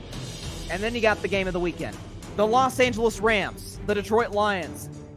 Lions favored -3 at home. That tells you Vegas is saying this go either way. Home team automatically gets 3 points. So neutral site, if they played this game on the moon and they had oxygen, they would be evenly matched. Matthew Stafford, his first game in Detroit. He played the Lions a couple of years ago in the Rams Super Bowl year. His first game in Detroit as the Rams quarterback. Obviously, he spent the first 12 years of his career with the Detroit Lions, #1 overall pick back in 2009. For the Rams, similar to the Packers in the sense that they were 3-6. They were looked kind of dead in the water, looked to be too many holes in the roster. Stafford was hurt. And then what they do is they get very hot down the stretch. They win 7 of their last 8 games, 6 of their last 7 games. I apologize. 6 of their last 7. 7 of their last 8 games. I apologize that the Los Angeles Rams were able to win down the stretch of the season. Listen, this is a team in Detroit. This is a team in Los Angeles with a Pro Bowl guy, Matt Stafford. Only his second Pro Bowl ever, which surprised me. Puka Nacua. If not for C.J. Stroud, Puka Nacua is the runaway offensive rookie of the year. Can we just split the trophy in half and give it to both the way they should have with Dak and Ezekiel Elliott back in 2016? That's what they should do. Half the trophy goes to CJ, half the trophy goes to Puka Nacua. Both of them fantastic. Puka's had the greatest rookie receiving season we've ever seen. Cooper Kupp, a twin, is still effective when healthy. Tyler Higbee, the tight end. You got Kyron Williams, who's had a great season running the football. This defense has a good linebacking core. Solid secondary. Aaron Donald still wreaking havoc. My guy Byron Young, shout out to a VFL, Ball for Life. Byron Young getting it done for the Tennessee Vols in the years past for the LA Rams. This year, Sean McVay is a top 5 coach in the league. For the Lions, Dan Campbell, Coach of the Year candidate. Ben Johnson, going to be a head coach in 2024. Jared Goff, best season of his career, arguably, at least without the Rams, of course. Jahmyr Gibbs, and Amon-Ra St. Brown, and Jameson Williams, Sam Laporta before he got injured, David Montgomery. I went back and forth on this. This was hard. I'm going to keep it completely honest with you. That's why this segment, folks, is called Bryson's Bleak Bet. Do I pick the team that I think's just a little bit better? That has the better quarterback and coach and defense and comparable weapons? Or do I pick the team that I believed in since last offseason? The team I said coming in would make the NFC title game, which that will be hard to do against Dallas next week, assuming they win, because of the fact that Dallas was my NFC championship pick in general, so kind of a conflict of interest there. What do I do to these Lions fans that have seen me as the one guy in the media that gives them respect? What do I do? It's a hard position to be in. Found myself in the spot with Heat fans last playoffs, and I abandoned them. I felt bad for that. I've learned my lesson, though, and it could go either way. The line reflects that.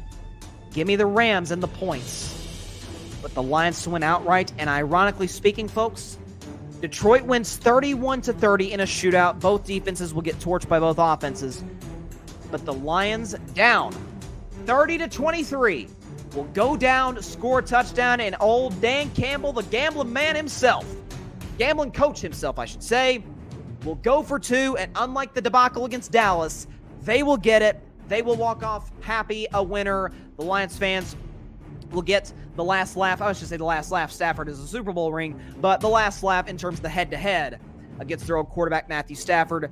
The Detroit Lions win this game. Bryson's Bleak Bet. It is the... I have never had less confidence in a pick in Wild Card Weekend than this one. Honest to God, I think the Rams are a little bit better than Detroit, just a little bit.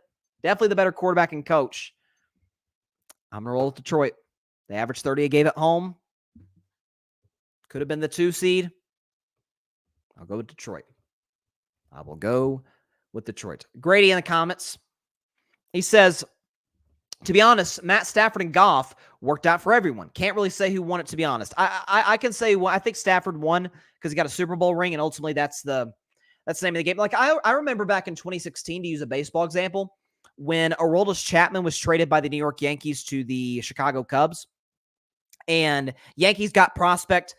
Aroldis Chapman, though, won the World Series with the Cubs, and that offseason came back to the Yankees. Well, the Cubs won that trade. Why? They were the ones hoisting the Commissioner's Trophy in October, or November, really. It was early November when they beat Cleveland in that phenomenal Game 7. Now, it's not like the Yankees lost the trade. They got prospects, and they got their guy Chapman back. That, to me, is a similar... Now, Stafford's obviously a way better quarterback than Chapman is a closer, especially in recent years, but that's kind of how I view it, where neither side... Let's put it this way, Grady. Neither side lost. Stafford got his ring. He got his great playoff run, and as for Detroit, they got a franchise guy in Goff. They got a bunch of draft picks. They've hit on virtually all of them. I mean, Jahmyr Gibbs, that would have been the Rams pick. Now the Rams have Kyren Williams. So again, both sides, neither side lost, but I think the Rams won because, I mean, what do you play the games for? What did Herman Edwards say? You play to win the game. You play to hoist the Lombardi Trophy. And ultimately, when it was all said and done, that is what the Rams did 2 seasons ago. I'll tell you what, I as a guy who picked Dallas to win the NFC, as a Dak Prescott guy for life, I was overjoyed when the Rams beat the 49ers in that game last week with Carson Wentz started. Who thought Carson Wentz would actually kind of help Dak a little, given their battles in the past? But because had the Rams lost, it would have been Dallas against LA, and I'm like, ooh, I don't like this. Dallas Green Bay, I like that matchup much better. Let's go looking back over the picks real quick because it's just 5 games. And then I'll predict Philadelphia and Tampa Bay on Monday's show. So, Sunday, I've got the Texans in an upset over the Cleveland Browns, 24-21. Sunday night is my favorite segment. Saturday night is my favorite segment of the week. Bettin Man. If I were a betting man, I'm taking the Kansas City Chiefs to cover. I mean, 4. Are you kidding me? A cold weather team against the warmest weather team in what might be the coldest game of all time since the 60s. Kansas City wins a low-scoring affair, 19-9. I'll tell you this: not only would I, if I were a bet man, take the Chiefs to cover -4, but also take the under in this game. I think it's. Let me check ESPN real quick. I think the last time I checked, it was like 40 and a half. What do we got? What's the over-under? See if we can find it here. The over-under is 43 and a half. Oh my gosh. Yeah, smash the under. Are you kidding me? That's an easy bet. Vegas is giving you money there. But if I were a bet man, take the Chiefs to cover -4 and additionally take this game in the under. For Sunday in my upset of the week, my Steelers are going to go to Buffalo. The weather conditions will favor us, and we'll win 17-16 over the fraudulent contender that is the Buffalo Bills. Dallas will cover and beat the Packers 41-24, and an offensive explosion for Dallas, which they're prone to at home. The Packers themselves prone to giving up offensive explosions. I have no reason to believe that will not continue. And finally, in my Bryson's Bleak bet game, I'm going to close my eyes. I'm going to be loyal to a team that I believed in and go with the Detroit Lions to beat the Los Angeles Rams 31-30 and do so on a Dan Campbell special 2-point conversion. Well, you know what would be funny is if they ran the same play that they ran against the Cowboys, but this time they did report as eligible, which, let's be honest, the big reason that play worked illegally, but worked, is because they didn't report as eligible, or they did, but they're kind of sneaky with it. I wasn't as outraged as everybody else. Oh, great. See, Grady's Grady's a troll, man. He's a troll. If the Cowboys win the Super Bowl, will you become a Cowboys fan again? No, sirree. No, sir. I'm a Dak fan until he retires. And I'll still be a Dak fan even when he does retire.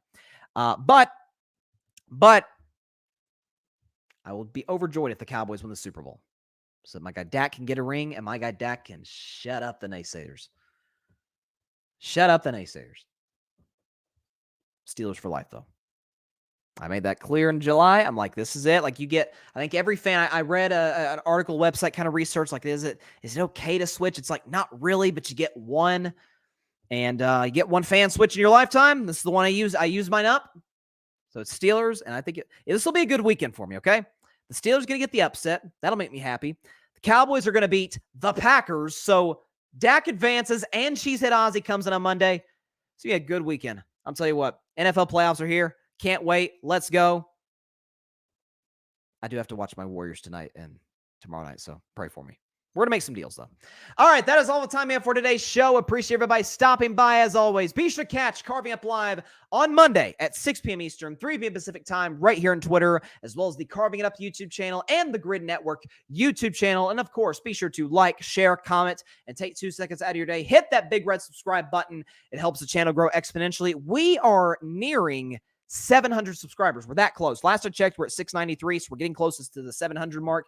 We're trying to get to, big goal I set before the season, because I was at a little under 200 subscribers when I set this goal, to get to 1,000 subscribers by Super Bowl 58, which is February the 11th. So if you have subscribed, thank you so much. I cannot tell you how much I appreciate it. We all appreciate it here at Carving It Up Live. If you have subscribed, tell everybody you know about it. Tell your friends about it, your family about it. Your dog about it, cat about it, hamster about it, coworker, boss, your neighbor who won't say hi to you, tell them to. Tell them about the show. If you have not subscribed, if you're on YouTube, just takes a couple seconds. Big red subscribe button down there. Hit it, and you're part of the Carving It Up family. Just as importantly, be sure to go subscribe to the Grid Network. That is GRYD, the Grid Podcast Network, right here on YouTube, as well as any and everywhere you get your favorite podcasts, right here on Apple Podcasts, Spotify, iHeartRadio, Google Podcasts, any and everywhere you get your favorite podcasts. Be sure to check out our website too. My man Patrick Brown writing great pieces on the Grid Network website. As far as our audio and video space, check us out on YouTube if you want to see us. If you want to listen to us, get in the car, drive to work, whatever the case may be, check us out anywhere you get your favorite podcast. We'd really, really appreciate it. It's going to be a fun weekend, man. NFL playoffs. What a week it's been, though. I mean, like let's just take a moment to acknowledge, Pete Carroll is no longer the Seahawks coach, and Saban retired 40 minutes before the show on Wednesday. Belichick's not there. Vrabel got fired. Whew. The year of the legendary coach. Well, Vrabel's not legendary. He's a great coach, though. But the week of the legendary coach no longer being in their position with their particular program or franchise. Crazy week. It was a fun one, though. Should be an even better one next week, though. Playoff reaction. Let's go. See y'all next Monday, 6 Eastern, 3 Pacific time, Twitter and on YouTube. Please stay safe out there. Please be sure to take care of your physical as well as your mental health. And please, please, please be sure to contact your local state representatives and senators to demand change for gun violence in America. We have got to address this problem ASAP. All right. Playoffs tomorrow, playoffs Sunday, playoffs on Monday, which I'll predict Eagles-Bucks that night at 6 Eastern, 3 Pacific. I'll see y'all then. Stay safe out there. God bless y'all. Peace out. Steelers are winning, you know. Thanks so much for watching the show on YouTube, and be sure to go click that big red subscribe button and check out the other clips and full shows from Carving It Up Live, as well as our other incredible content creators here on the Grid Network.